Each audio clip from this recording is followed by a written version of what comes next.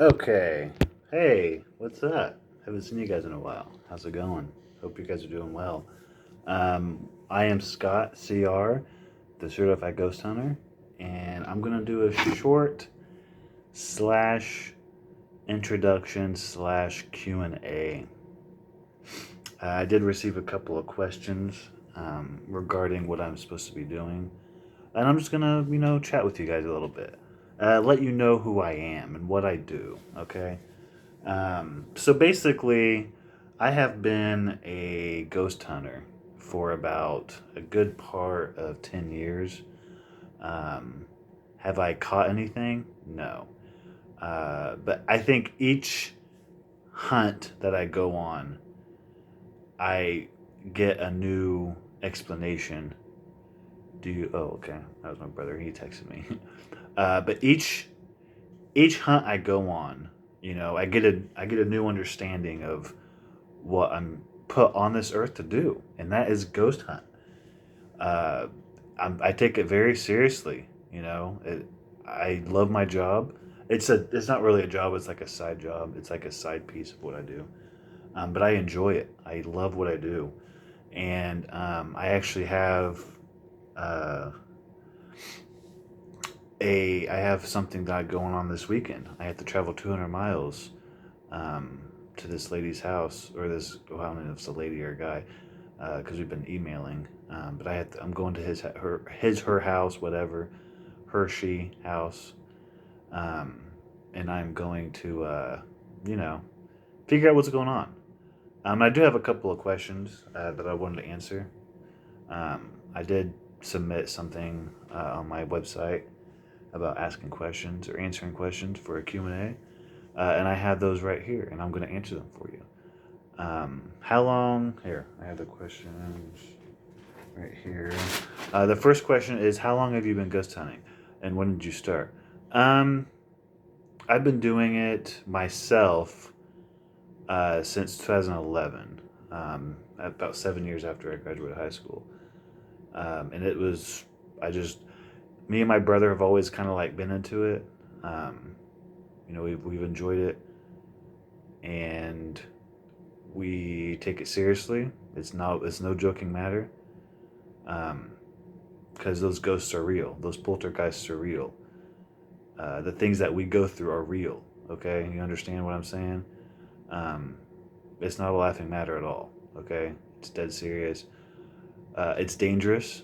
If you let those territorial spirits into your life, they will take you over, and you can't open yourself up to that. So you have to be very careful. Okay, uh, and yeah, so I've been doing about 10 years. I enjoyed every moment of it. I can't get paid for it. I don't even charge these people. A lot of people, a lot of ghost hunters. I'm not sure if you guys are familiar with them, but like in the movies, they'll charge you for the like $100, $200 to do it. We don't charge it. All we do is if you want to tip us, that's all we do. We don't even charge. It's free, 100% free. Um, you know, just to kind of it's our service. It's our way of giving back to the community. Okay, so that's basically what that is. So yeah, it's about 10 years. About 10 years, and what got us into it was the second part of that question. We just love ghosts. We love the experience of being scared, and it takes a lot for me to get scared. I don't get scared. You can't show fear to them. If you show fear, then they are going to eat that up, um, and they're going to devour your soul. And nobody wants their soul devoured. You know what I'm saying? Nobody wants that. So like we have to be vigilant. We have to make sure we know what we're doing. It's not for everybody. You can't just go in there all willy nilly and hunt ghosts. Like you have to be prepared. And if you're not prepared, you're gonna die. And not only die, but your soul is gonna be evaporated into no longer existing. So that is why you have to be prepared. Preparation is key. Preparation is key. Um, so I'm getting texts. Uh, so yeah, that That's basically it. Okay, so my next question is, let's see. Have you ever? What's your scariest ghost encounter? Okay, yeah, that's a good one. That's a good one. It was about 5 years ago. It was, and it was kind of crazy. I'm not gonna lie. I mean, it was extremely daunting. You know, I was. It was this lady's house. It was actually like in my, not really in my neighborhood, but it was around where I live, in Indiana. Indiana's a crazy place, you know, filled with crazy farmers and crazy spirits, and just a lot of places are haunted around here. You know, if you look it up on Google, you'll see, you'll see what I'm talking about. So just look it up if you're not, if you are, if you're skeptical. But yeah, so back to the haunt. Well, 6 minutes here. I'm not trying to take forever. But yeah, so back to the haunt. So basically, excuse me, it was this lady's house. She just moved there, and she's saying that she was having, crazy experiences, like when she's sleeping, crazy things like lights flickering, basic stuff. So, okay, I thought, okay, well, this is basic, shit. It's just that. If it's just then that happening, then it's an easy fix. We can easily do it. So me and my team, we traveled there. I was about 20 miles from where I live. It was really close. Usually I have to travel, upwards. Like I'm going 200 miles this weekend. So, and I'm bringing I'm not sure if my team can go. So it might just be a one-man job. But that will be recorded on YouTube. So I'll make sure you guys get all of the footage. So yeah, so basically we traveled 20 miles. This lady was really nice. She's old. She was a widow. Her husband died. Her kids live in San Antonio, Texas now. And we got going, and had all my equipment set up. It was, and we were listening for sounds, and I actually ended up staying over there all night because the spirits that were in that house were extremely, sorry, I'm getting other text messages, were very territorial. They did not want her living there. And that's what scared me, because she's this frail old lady, living by herself. Her grandkids are, who knows how, oh, okay, we do know they live in San Antonio. But that's what scared me. So I was like, listen, lady. I mean, I didn't say it like that. I was like, listen, ma'am. Very polite, because I do have 10 years of customer service experience. So I treated her like a customer, even though she wasn't a customer. She was I wanted to help her. I wanted to help her get rid of these territorial ghosts. So here's what happened, okay? So basically, I was sitting there, and I had my sage out, I had my cross, I didn't have my Ouija board, because Ouija boards, you have to know when to use your Ouija boards. You can't just use them all willy-nilly. You have to use them safely. And a lot of the times they're not safe. They will bring spirits into your house. And I firmly believe that. You know, if you want to use a Ouija board, you want to use it in a graveyard, not really in a house, because you don't want to invite those demons and ghosts and spirits and poltergeists into your home, because that will, make them inhabit your life. Okay, so I had all those things set up. I had the crosses. I had everything you needed. And like she told me to get the out of her house, and she told the old lady, like I felt it. I don't know if the old lady heard it because she had hearing aids, but I heard it. I heard it clear as day. She basically said, "Get the," and I don't want to cuss because I'm not sure what the community guidelines are on YouTube, but she told me to get the F out of her house, bro. Like, I am dead serious. It was scary, and right after she said that, the lights flickered on and off, like like like that, and it was really, really like. I was never scared. I have never been scared my entire life, but that right there, that was scary, and it kind of scared me a little bit. Okay? Excuse me. So that was probably my scariest encounter with a ghost. Unfortunately, I didn't get recorded, but that ends now. I want the world to see what I do. I want the world to see my job and how I do this, because it's very interesting. And I know there's a lot of BS out there, like with the ghost hunters. That's all BS. That's fake. This is real. Everything I do is real, okay? And I want you guys to understand that. It's real. As real as my shirt, as real as this remote, as real as my computer that I'm using as a backstand on this phone, as real as my phone. It's as real as you could possibly get, okay? So I want you guys to get that. I got time for one more question. I might do some more questions tomorrow. This is like kind of just like my introductory video, and I'm slashing it with some Q&A because I know you guys are curious as to what my questions are. But yeah, here is my last question.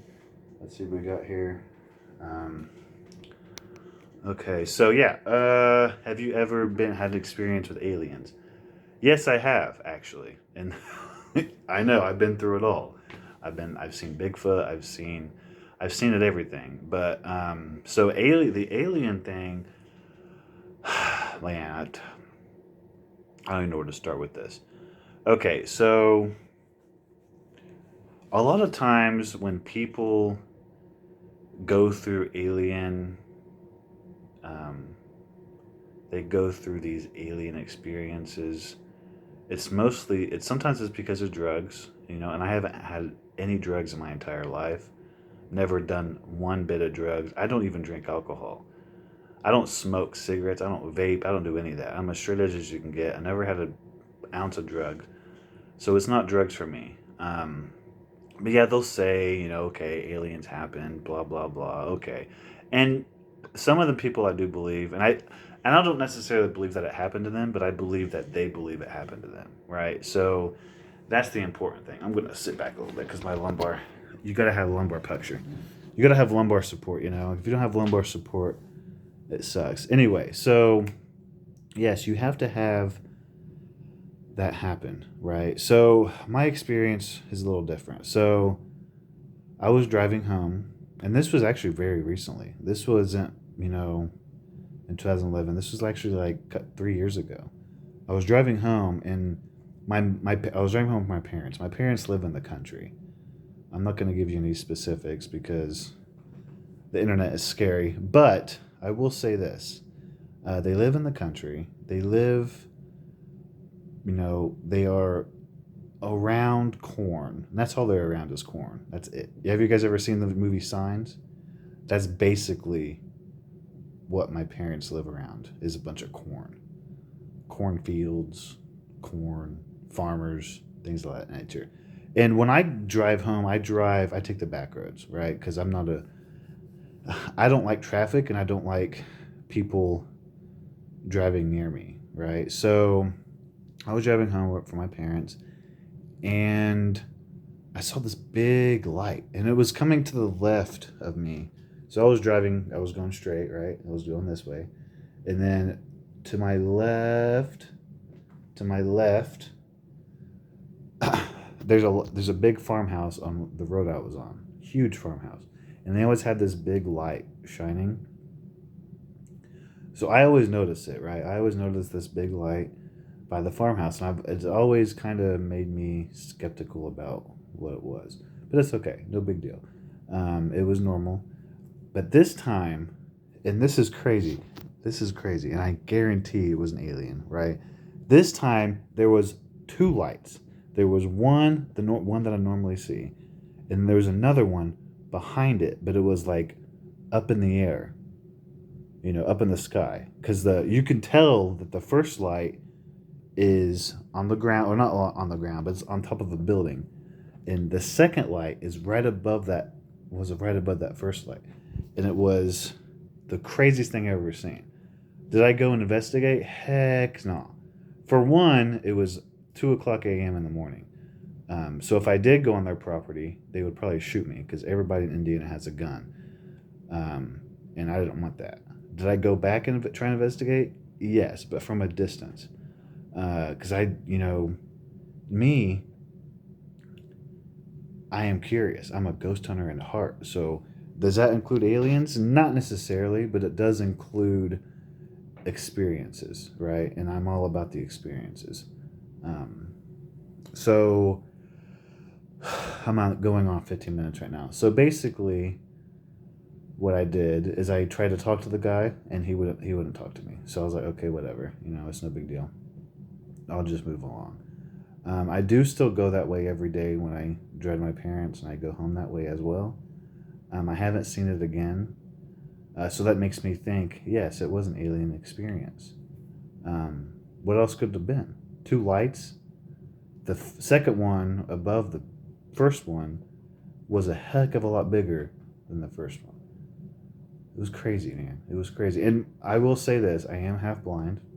Okay, so it could have been something else, but I'm like 99% sure that it was a UFO. Really, that's all the time we have. I will try and do more of these. Feel free to add my TikTok, ScottCR27. I will do updates on there. And we will, like short updates, but updates nonetheless. And don't forget, I will be posting my experience this weekend when I will be traveling 200 miles to my the person's email, or the person that sent me an email about it, and we will check it out. Hopefully, we will get some good stuff going. And my whole entire goal in creating this YouTube channel is to educate. I want to educate. I want to show you guys what ghost hunting is capable of, and I want to help people. That's the whole thing, and I want to be able to get all of this on video. Okay, so that's all I have for the day. This is going to take me forever to upload, but yes, check out my TikTok, make sure you subscribe and follow, and I'll see you guys this weekend.